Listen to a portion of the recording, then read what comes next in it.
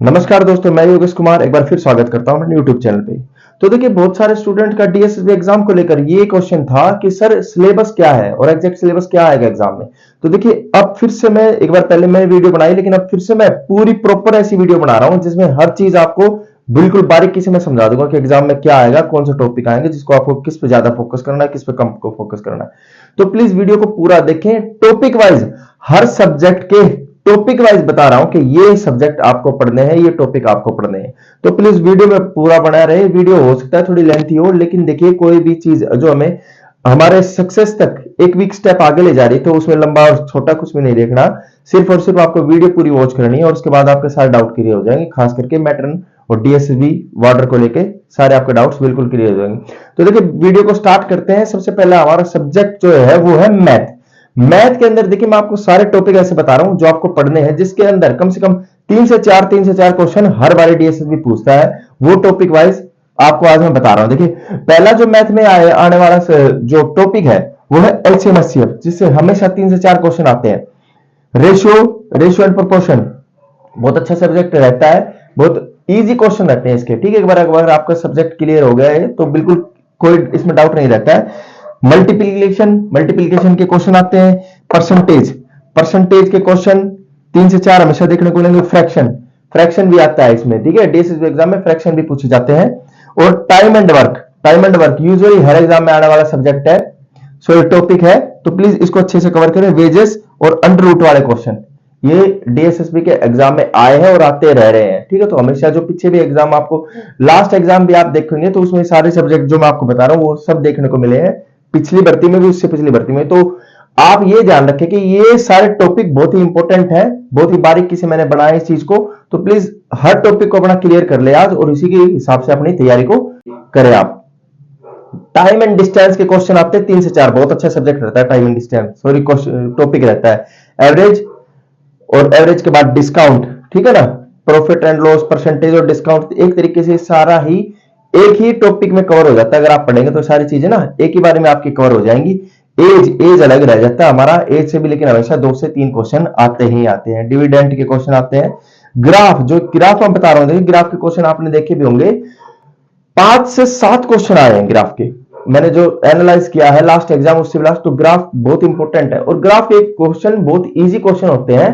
तो देखिए, ग्राफ की आप प्रैक्टिस जरूर करें, दो चार बार आप प्रैक्टिस करें। ग्राफ के क्वेश्चन ज्यादा हार्ड नहीं होते हैं और इससे कम से कम 5 से 6 क्वेश्चन आते हैं। तो बहुत अच्छा टॉपिक है ग्राफ, जो आपको नंबर आपके बढ़ाने में काफी हेल्प करेगा। बोट एंड स्टीम, धारा, नाव, ये वाले क्वेश्चन भी आते हैं। P and L, profit loss, किस चीज में फायदा है, क्या नुकसान हुआ, इस तरह के क्वेश्चन आपको हर एग्जाम में देखने को मिलते हैं। और डीएसएसबी में 4 से 5 क्वेश्चन आते हैं पी एंड एल के। ठीक है ना, इसके बाद देखो, एडवांस मैथ आता नहीं है, एक दो क्वेश्चन आते हैं आपके ट्रायंगल या रेक्टेंगल से या सर्कल से आ सकते हैं। ठीक है, तो ये देखो, आपको बिल्कुल इससे ज्यादा कुछ पढ़ने की जरूरत नहीं है। ये जो टॉपिक मैंने मैथ के बता दिए यही टॉपिक आएंगे और यही आपको पढ़ने हैं। तो अब आपका कोई डाउट नहीं रहना चाहिए मैथ को लेके, क्या सब्जेक्ट, क्या टॉपिक आते हैं, किस तरीके के क्वेश्चन आते हैं। हर एक एक टॉपिक आपको बता देंगे, इससे बाहर कुछ भी नहीं आएगा, गारंटी की बात है। इन टॉपिक को अपना कवर करके रखें, आपका एग्जाम मैथ में बिल्कुल ही बहुत अच्छा होने वाला है। ठीक है, अब बात करते हैं अपने सेकंड। इसके बाद जो सबसे मेन टॉपिक आता है दोस्तों, वो आता है इंग्लिश। देखिए, इंग्लिश जो होता है वो हमारी सबकी लगभग वीक होती है, लेकिन देखिए मैं आपको बताऊंगा किस तरीके से पढ़ना है और कौन सी बुक यूज करनी है। उस पर आप पढ़ेंगे तो बिल्कुल आपकी इंग्लिश बहुत स्ट्रॉन्ग हो जाएगी। ठीक है, तो देखिए, इंग्लिश में पहले आते हैं फिल इन द ब्लैंक्स। 3 से 4 नंबर के फिल इन द ब्लैंक्स आपसे पूछे जाते हैं। स्पेलिंग, 3 से 4 क्वेश्चन स्पेलिंग के आते हैं। सिनोनिम, एंटोनिम्स आते हैं आपके 4 से 5 नंबर के दोनों। ठीक है, प्रीपोजिशन से आते हैं 3 से 4 क्वेश्चन आपके प्रीपोजिशन से आते हैं। पैसिव, 4 से 5 क्वेश्चन पैसिव वॉइस के आते हैं। डायरेक्ट इनडायरेक्ट 4 से 5 क्वेश्चन आते हैं। एरर आती है आपकी 3 से 4 नंबर की। और पैराग्राफ, पैराग्राफ से 8 से 10 क्वेश्चन आते हैं। ये सारी चीजें मैंने आपको बता दी इंग्लिश के क्या क्या टॉपिक हैं और कितने क्वेश्चन उनसे आते हैं। तो देखो, बिल्कुल इंग्लिश से डरने की जरूरत नहीं है। इंग्लिश से मैं आपको कहना चाहूंगा कि देखिए, सबसे बेस्ट अगर आप तैयारी करना चाहते हो तो इंग्लिश के लिए नीतू मैडम की वॉल्यूम 1 बुक, उसे आप पढ़ें, उसको ही पढ़ें। उसमें जितने चैप्टर दे रखे सारे एक बार क्लियर करें। उसी बुक को कम से कम 3 से 4 बार आप बिल्कुल क्लियर कर ले, उसकी वोकैब को बिल्कुल क्लियर कर ले। ये जो टॉपिक बताए ये इतने अच्छे से रेडी हो जाएंगे कि आपको एग्जाम में बिल्कुल भी किसी तरीके का कोई डाउट नहीं रहेगा और आपकी इंग्लिश के जो पोर्शन है वो बहुत अच्छे मार्क्स कैरी करेंगे आप। तो प्लीज जो नीतू मैडम की वॉल्यूम 1 बुक है उससे ही आप पढ़ाई करें। उसके बाद अगर वो आप कर लेते हैं तो दूसरी आप कोई भी बुक ले सकते हैं, पर मैं आपको रिकमेंड करूंगा कि नीतू मैडम की वॉल्यूम 1 बुक से ही अपनी इंग्लिश रेडी करें, आपकी बहुत इंग्लिश हो जाएगी अच्छी। तो प्लीज ये टॉपिक थे इंग्लिश के। अब बात करते हैं अपना, तो देखिए बात करते हैं अब अपने हिंदी सिलेबस की। ठीक है, हिंदी का सिलेबस जो कि स्टार्टिंग से, देखो हम हिंदी स्टार्टिंग से पढ़ते आते हैं, तो हिंदी में हमें इतनी ज्यादा डिफिकल्टीज आती नहीं है, लेकिन एग्जाम पर्पज से कुछ चीजें जो है टॉपिक वाइज हमें जो पढ़नी है, किस बुक से पढ़नी है, कहां से पढ़नी है और क्या क्या आता है, वो मैं आपको बताने वाला हूं। ये अगर आप रेडी कर लेते हैं तो देखिए आपका एग्जाम पर्पज से, एग्जाम पॉइंट ऑफ व्यू से जो भी है हिंदी का सिलेबस पूरा रेडी हो जाता है। इसके लिए मैं आपको बुक भी बताऊंगा, पहले देखते हैं सिलेबस के लिए। उपसर्ग जो आता है हिंदी में सबसे पहला रहता है, 3 से 4 क्वेश्चन आते हैं। संज्ञा और उसके भेद 4 से 5 क्वेश्चन। सर्वनाम 4 से 5 क्वेश्चन। देशी विदेशी शब्द 3 से 4 क्वेश्चन ये भी आते हैं। तत्सम शब्द 3 से 4 क्वेश्चन। समास और उसके किस तरह प्रकार के होते हैं, ये है 4 से 5 क्वेश्चन कैरी करता है समास। ठीक है, संधि 3 से 4 क्वेश्चन। पर्यायवाची 5 से 6 क्वेश्चन। विलोम शब्द 5 से 6 क्वेश्चन। विशेषण 4 से 5 क्वेश्चन। वाक्यांश के लिए एक शब्द 3 से 4 क्वेश्चन। तो ये था आपका टोटली जो सिलेबस मैंने बताया हिंदी का, ये सिलेबस अगर आप इसे रेडी कर लेते तो आपका हिंदी का कंप्लीट सिलेबस हो चुका है, इससे बाहर कुछ आने वाला नहीं है। और देखिए इसके लिए मैं आपको बुक बताना चाहूंगा, अगर आप देखिए बेसिक तो हमारा क्लियर स्टार्टिंग से हम हिंदी पढ़ते आते हैं तो होता है, तो देखिए इसके लिए एक बुक बताना चाहूंगा, किरण पब्लिकेशन की ये बुक है, जिससे आप हिंदी का टॉपिक वाइज जितने भी टॉपिक मैंने बताया उनसे सारा आप कवर कर सकते हैं। बहुत अच्छे क्वेश्चन इसमें दिए गए हैं कि अच्छे तरीके से समझाएगा, तो ये बुक आप परचेज कर सकते हैं। और दूसरी आदित्य की ये भी बुक मैं आपको बताना चाहूंगा, जिसमें आप हिंदी बहुत ही अच्छी तरीके से दी गई है। दोनों में से किसी बुक को आप ले अपनी तैयारी में तो काफी यूजफुल रहेगी, आपकी हिंदी बहुत ज्यादा स्ट्रॉन्ग हो जाएगी, तो हिंदी से डरने की जरूरत नहीं है। ये अगर आपने टॉपिक कवर कर लिए हैं तो ऑलमोस्ट आपने डीएसएसबी एग्जाम के लेवल की हिंदी पूरी तैयार कर ली, इससे बाहर कुछ आने वाला नहीं है। अब बात करते हैं अपने दोस्तों, अब बात करते हैं सबसे इंपॉर्टेंट और सबसे मोस्ट डिफिकल्ट जो सब्जेक्ट रहता है वो रहता है जीके का। जीके के बारे में देखिए दोस्तों, पहले तो हमें यही नहीं पता रहता है कि जीके क्वेश्चन कहां से आते हैं। आजकल जीके जितनी पढ़ लेते हैं उतनी कम ही रहते हैं एग्जाम पॉइंट ऑफ व्यू से। बात करते हैं पहले तो इनके टॉपिक वाइज, फिर मैं बताऊंगा कि जीके आपको कितनी रेडी करनी, कहां से रेडी करनी है। ठीक है, वो आप करेंगे तो काफी स्मार्ट वर्क करना, हमें दोस्तों ज्यादा हार्ड वर्क नहीं करना है।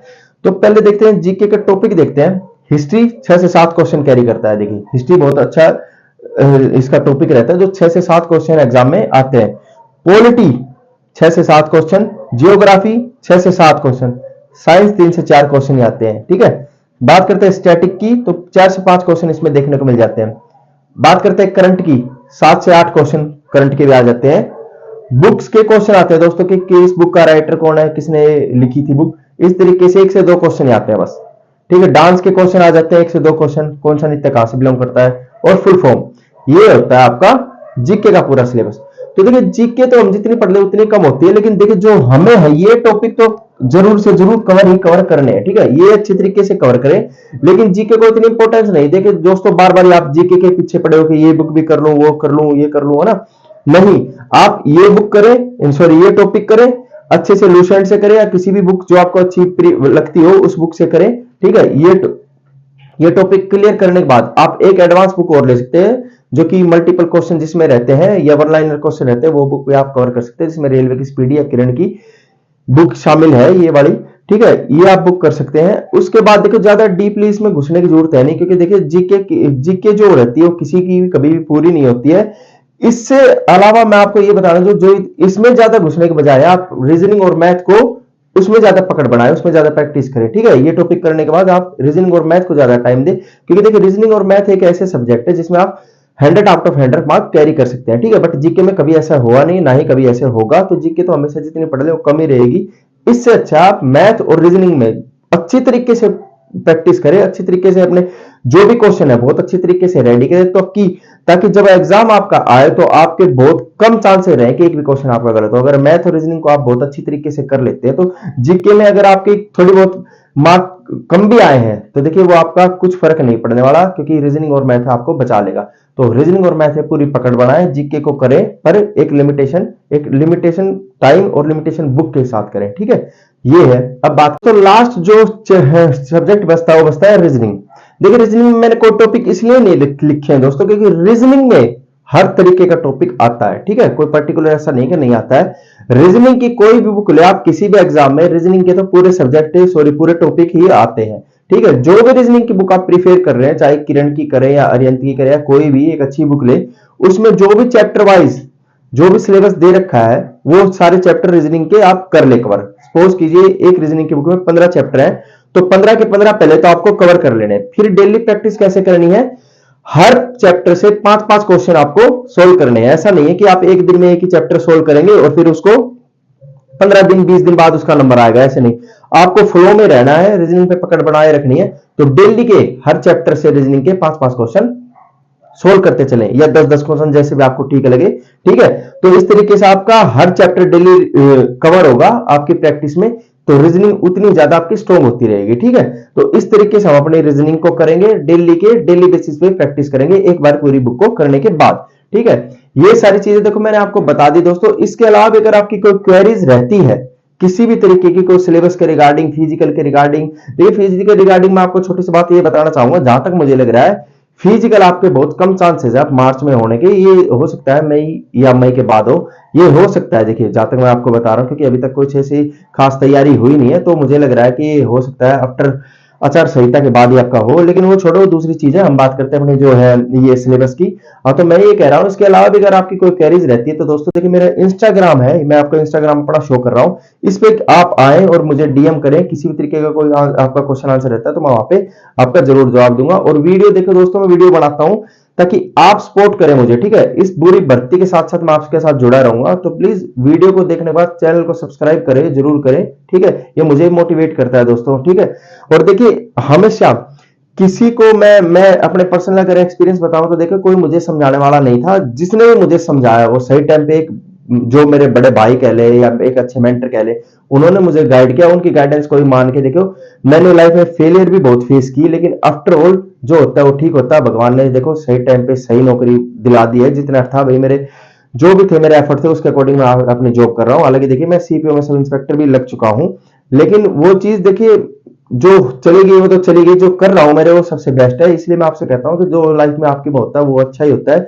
जो पीछे आपकी भी फेलियर आपने देखी होगी या कोई एग्जाम ऐसा रहा हो जिससे बहुत ज्यादा आपकी उम्मीद रहेंगी वो आप क्लियर नहीं कर पाए, तो उनको सब चीजें छोड़ दें, बोल ले भविष्य जो आपके हाथ में, आपका फ्यूचर आपके हाथ में है, उस पर अपना काम करना आज ही से चालू करें।